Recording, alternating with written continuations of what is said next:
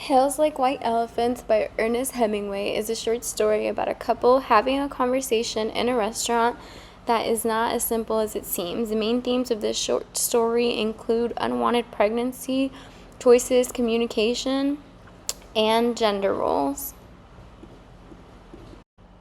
The first sociological issue and theme of the story is unwanted pregnancy. The girl is being persuaded by the American man to terminate her pregnancy.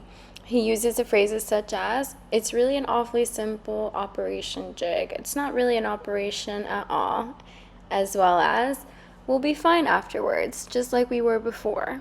He uses such phrases to make the girl feel like the decision to terminate her pregnancy will make them close again, which, as anyone can imagine, a woman would not want to go through pregnancy by herself or while being in a stressful relationship.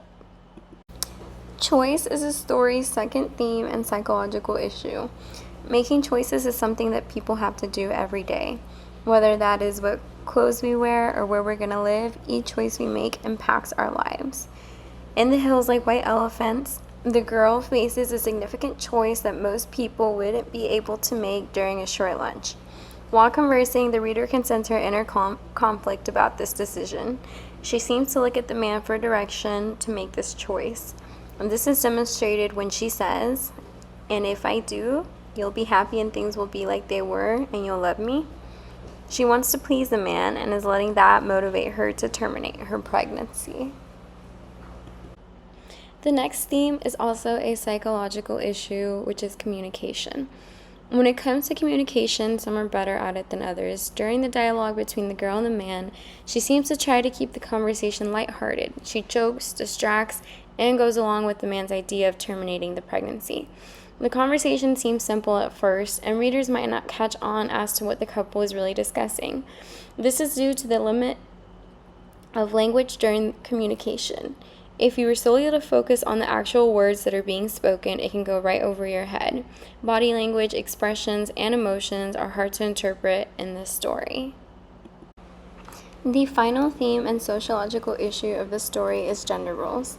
Gender roles are behaviors considered to be appropriate to a specific gender that is determined by cultural norms. In this story, the man takes the lead on many occasions. He orders for them, guides the conversation, and ultimately decides to terminate the pregnancy. When the story takes place, the norm is for women to be submissive to the man's desires. This is precisely what the girl does when she plays her role. People continue to fight over the right of choice in today's society. It seems to be the opposite of the story, and now women are fighting for the right to abort unwanted pregnancies. The right to abort pregnancies in case of rape, lack of money to provide, or if the child and mother are in danger during the pregnancy has now been stripped away from women and can be criminally prosecuted. "My body, my choice" is a strong phrase that signifies the right that both genders should have when making decisions for themselves. The case is that now that women have a voice, they are losing their rights as to what happens to their bodies. Although I cannot find much information on abortion rates during the 1920s, which was when the short story was published, I discovered that according to an article called Historical Abortion Timeline 1850 to Today's by Planned Parenthood, in 1910, abortion was restricted and illegal at every stage of pregnancy. The abortion bans had exceptions in instances where the mother's life was in danger, a decision that only doctors can make at the time, which were 95% men. In the 1930s, illegal and unsafe abortions were the cause of death of nearly 2,700 women. Fast forward to 1973 when Roe v. Wade was passed. As shown below, abortion rates spiked, reaching their highest point in the 1980s. You can assume this was because many illegal abortions were not documented before then. So after abortion was legalized, you had a lot more data to report.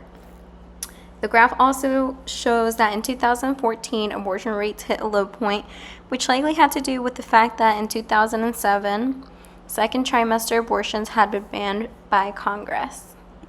In conclusion, in Hills Like White Elephants, the themes are all sociological and psychological issues that we are still going through today as a society.